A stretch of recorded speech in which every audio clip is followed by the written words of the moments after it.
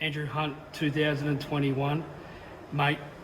A different type of year for 2020. Some fighters didn't even fight in 2020. You did, mate. What was your thoughts and your recap on the year? Man, 2020, I was coming off a 12-month layoff.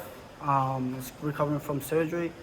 To finish off the year 2020 with a third-round TKO, it was a great feeling. Tell us a bit about that, because Cesar Amonzot, you fought in 2019, 8 rounds to 0, a big win. You did pull up very sore after the fight, obviously Tour before that. Close fight. Was there any feeling of any of that niggling injury after this fight or not? No. This fight, like I said in my other interviews, I'm coming in with 2 hands. My last two fights before Luke Woods, I was pretty much fighting with 1 hand. Like, I was basically looking after my hand, no sparring. So me coming into Luke Woods' fight with some sparring, 100%, got both my hands. Yeah. Obviously got the result we wanted. Did you feel, a lot of us that deal with your team and that reckon there was a lot more increased power in this Luke Woods fight? Well, like you saw it on the night. Yeah. Got the third round TKO. Everyone came up to me and said, "What did you hit him with? What did you hit him with?" Like, it's just plain and simple 1-2.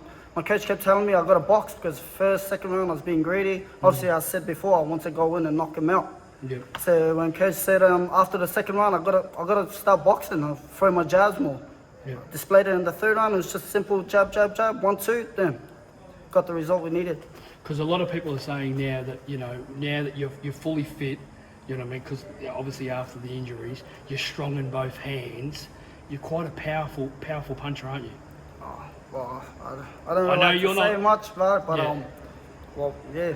Yeah, exactly. Mate, what did you do? What did you get up to over the new year? A bit of relaxation? Just a lot of family time. When you're training all year and then you're gearing up a lot of fights, you're about to train and you can't get into that fight because you're still injured, and pretty much a lot of sacrifice. Definitely needed some family time.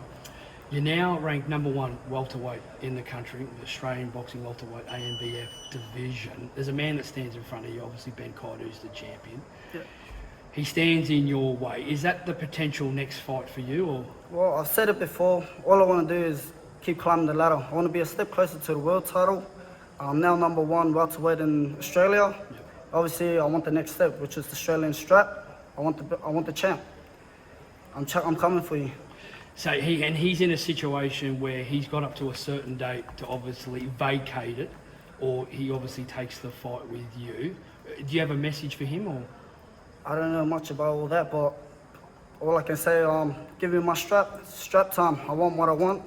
I want the Australian title, and I'm coming for you. A couple of welterweights in the world that are quite similar in stylistic, obviously at a heavier level. Is there any fighters out there, we speak about the Crawfords, the Errol Spence and that, but me and you personally spoke about Errol Spence. What is it that you like about Errol Spence and his style? Just the power he displays, the angle that he shifts his shoulder, the counter punches, he always digs in with that body rip with the left. I'm always watching, like it's not just the one fight, Crawford. Yeah. Always going back to old school with a bit of Prince Nazim, Roy Jones, but yeah, I'm always learning. Currently, right now, you've obviously signed with a new sponsorship late last year. Fantastic. Phil Murphy and the team's out at Oxmar Properties. What does that mean to you? Obviously, because a lot of fighters out there struggle to get sponsors. They've now come on board and put a lot of faith in you. It means a lot. Really grateful to Phil. Also, I got 2 other sponsors as well. I got Happy Physiotherapy, getting my body in top notch. Yeah. I got a Havoc clothing company. Fantastic guys. So, yeah. I really appreciate the support. We finished off 2020 big. We're gonna go even bigger with 2021. Appreciate it. No worries. All right, Andrew Hunt, thanks for catching up, and hopefully a potential date with Ben Kite for the Australian welterweight title. Thanks for having me. I really appreciate it, and yeah, going up from here.